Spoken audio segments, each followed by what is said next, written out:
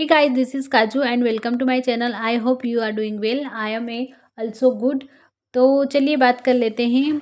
कल जो मैंने आपको बताया था मेरी टू डू लिस्ट, जहाँ मैं प्रोसेस मैनेजमेंट, कॉन्करेंसी प्रॉब्लम्स और डेफिनेशन एंड कैरेक्टरीज करने वाली थी कम्युनिकेशन की। तो मैंने ये लगभग 11 बजे तक स्टडी की और अपना सेशन कंप्लीट किया।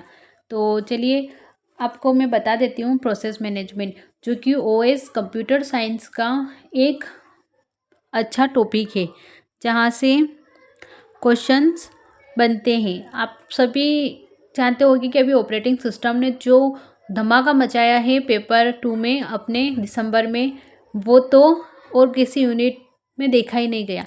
एक बार मैं आपको बता देती हूँ।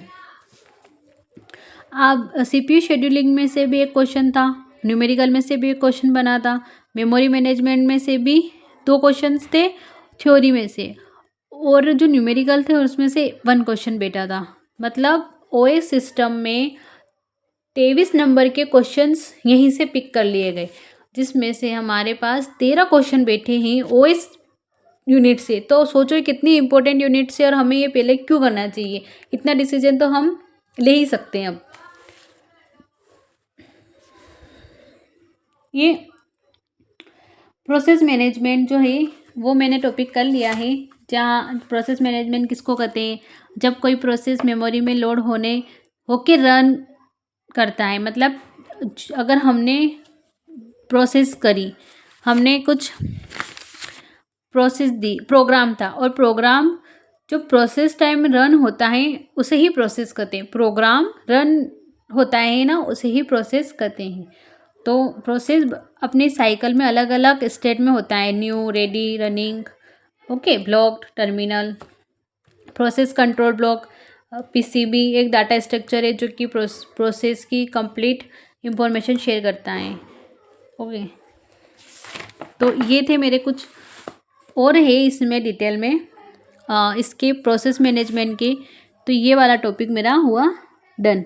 अब इसके बाद था डीबीएमएस का एक टॉपिक था, क्योंकि ये लगभग ऑपरेटिंग सिस्टम मेरी कंप्लीट होने वाली है इस वजह से।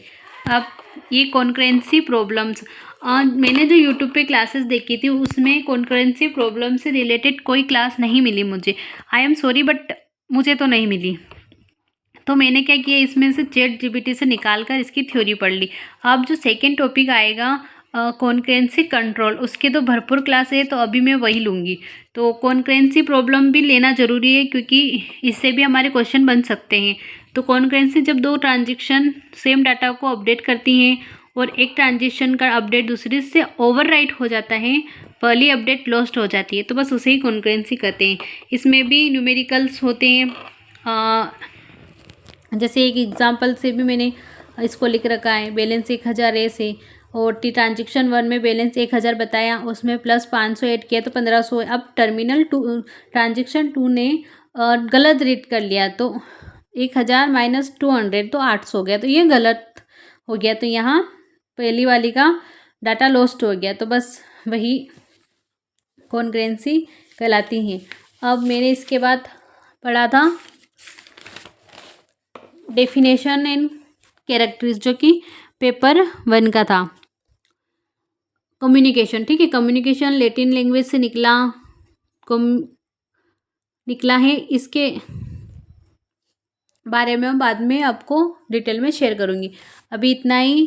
तो फाइनली मेरे तीनों टॉपिक कंप्लीट हो गए हैं, और आज जो डेट है वो है 13 जनवरी। तो आज मैं ज़्यादा नहीं पढ़ूँगी, क्योंकि मेरी बेटी का भी कुछ स्पेशल, मेरी बेटी का बर्थडे आ रहा है, इस वजह से उसकी कुछ प्रिपरेशन भी करनी है। तो कल मार्केट भी जाना है, तो आज जल्दी सोना भी पड़ेगा, और इस वजह से, और थोड़ा एक्साइटमेंट है मुझे, और कल मकर संक्रांति भी है, तो उस अकॉर्डिंग आज मैं थोड़ा कम पढ़ पाऊँगी, लेकिन टॉपिक कंप्लीट करूँगी अपना, जैसे कि मैंने बताया आपको। तो कल आपके साथ शेयर करूँगी। प्लीज़ मेरे वीडियो को लाइक करो और मेरे चैनल को सब्सक्राइब करो और सपोर्ट करो। Thank you.